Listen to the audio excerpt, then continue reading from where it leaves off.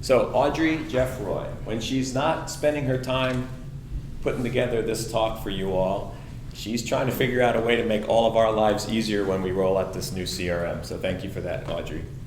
She's also a person who believes deeply that if you want to build strong personal connections, you got to be a little bit vulnerable, and you also have to be authentic in your interactions with other people.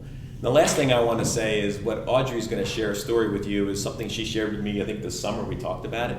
I loved it. I think you're going to love it too as well. She just simply followed a passion of hers, her lifelong passion, and took some action, and something really special happened as a result. So without any further ado, Audrey. Thanks, Dan. Appreciate it. Good morning, everyone. I'm excited to be here today to talk to you about the power of music in building connections with other people. And because it's about music, I'm going to do it in the form of a song. But don't worry, I'm not actually going to sing. I'm just going to start with a chorus, which is a repeated theme that music is universal. Now, you don't have to take my word for it, because actually they've done the science. In a study at Harvard, they found in every culture across this planet, there is music. And what's really, really interesting is that there actually are 4 common themes for this music throughout every culture. And that those themes are songs about dance, about healing, about infant care, and of course, about love. Well, my musical journey kind of has all those elements, so I'm going to tell you a little bit about it. It all started with dance lessons that my mom made me take when I was a little girl, doing tap and jazz. And even though I was not destined to become the next Twyla Tharp, I did learn to love the rhythm of music and enjoy standards from the early 20th century, like Ball and the Jack and The Entertainer. And that was great for a while, and then I became a teen. And you know how teenagehood is. There was a lot of angst involved. And so I did not think I was good enough to go out and make my own music, so I didn't take any instruments, and I didn't sing in any bands and do all those teenagey things. But I did start collecting vinyl. And I collected a lot of music, and I had a lot of interest in a very eclectic range, but my favorite music was punk. And so I listened to a lot of X and Black Flag and the Sex Pistols, and it really worked for healing some of that teenage angst. So I continued listening to that and other things as well, but I grew up and I became a teacher and a parent, and I found myself immersed in the world of Raffi and Gullah Gullah Island and Barney. And I also found myself singing out loud about the Noble Duke of York and Mary's Lamb and about 50 different songs, all done to the tune of Twinkle Twinkle Little Star. And it turns out that I like to sing. And even though my voice is not radio worthy, it's okay.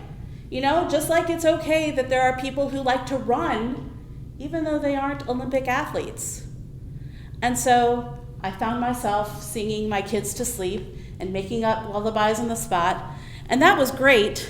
And then we, moved on. The children grew up. They started learning how to play their own instruments.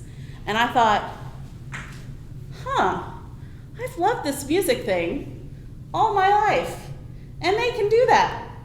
I can do that too.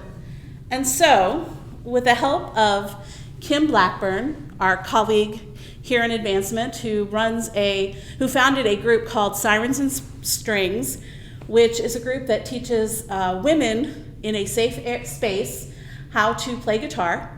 With her help, I learned how to play guitar and even write my own songs now.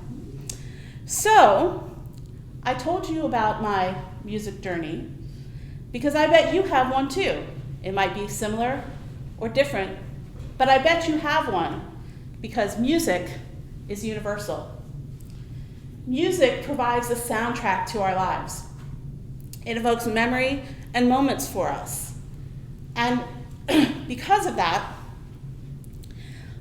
I play music a lot in my office, like on playlists. And so for many years, I would sit there in my office and my music would run in the background, and people would come into the office, and I found myself having conversations about the intersection in that Venn diagram of our musical tastes.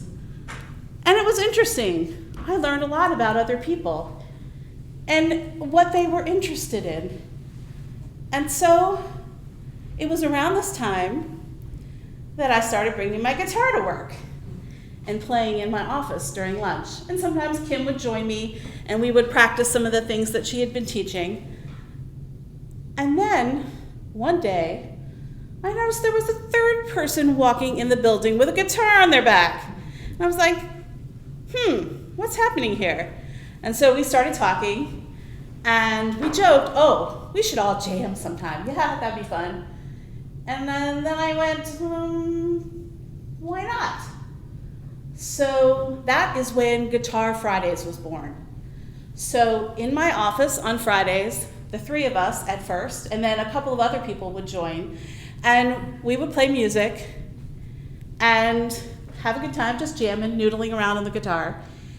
And what was really interesting is, I'm just going to stop for a second. You guys know that I work in data services.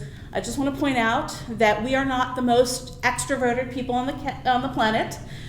We tend to like to hide in our offices, and we're not about small talk and like walking into the boss's office and just chatting. Okay, that's not our thing.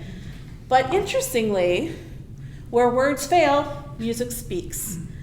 And we had people come into our door trying to find out what was happening. And I can tell you something. I learned a lot about my team. I can tell you who played French horn in high school, who was in the Gator drum line. Do you know that? I've got people on my team and in my group that sing in chorus, and we have someone who's learning how to play the flute right now. So I learned a lot about my team just by bringing music into the office. And then COVID happened. And that was the death of Guitar Fridays. You can't do jamming over Zoom. It's just not possible. And for a while I thought, well, that's it. But in order to build our team, one thing I did do is we created a team on Microsoft Teams that, a completely other story, is called Bagel Squad. Okay? And in Bagel Squad, I ask a question of the day every single day. And early on in the pandemic, I asked this question. So, if you could create a music festival with any artist or band, living or dead, famous or not, which bands or artists would play at your festival? Well, about 15 or so replies in, I realized I needed to create a playlist.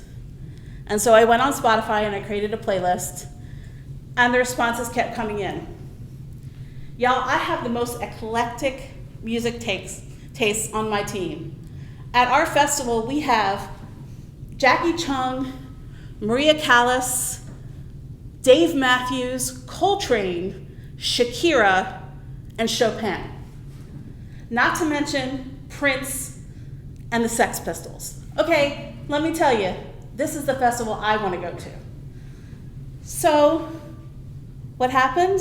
Well, everybody was all of a sudden into this, and we had someone on our team who suggested we do the 30-day music challenge, and they sent us, so we had questions for 30 days about music, and we created more than 30 playlists, so that now, although we're working separately, we're also working together because we're listening to the same music. So what did we learn? We learned that music unites us because we have that in common. We also learned that music defies stereotypes. The person in my team who is a country music fan, I bet you won't guess who it is because it's not who you think. That's number one. Number two, we learned that, actually that's two. Number three, we learned that music is a good way to celebrate our diversity. I have somebody who likes to listen to music that is that has words, but it's not in English. So I listen to a lot of German rap and Swedish swing and K-pop, of course. But I crowdsourced that, and I got a lot of good suggestions. So now I have things in Portuguese and in Urdu and in Hindi and in Mandarin, and it's just amazing. I even have something on my playlist in Maori. It's amazing. So we learned great many things from that. So I want to leave you with 4 tips, action items that you can do to make connections with other people through music. 1, embrace what you love. It is okay, you are not a hipster, you can love those bands unironically. Share that and let people know who you love. 2, appreciate what other people like, even if it's not your cup of tea. I'm telling you, you'll find common ground. That person likes folk, but you're into punk? Well, talk about it. You may find out the things that you both like about those different genres are the political lyrics. Maybe that's the thing. I also encourage you to expand your horizons. Listen outside your usual genre. Listen outside your culture. Heck, listen outside of your native language. It's amazing. And last, I encourage you to share. If you are talking and the thing that pops into your head is a little bit of song, sing it. It's okay. You don't have to have the most perfect voice in the world. We can all relate to that. And if you are one of those people who has a great voice, or who can play, or who gigs around town, and that is your talent, let us know. We're your colleagues. We want to support you. We want to share. We want you to share. We want you to let us know what we can do to support you. So, in that vein, I would like to invite you to please come join me on Teams. Join this team right here, where you and other music lovers can create your own dream festival and hopefully let us know when you're performing. So thank you very much for being with me today, and I'm going to turn it back over to Dan.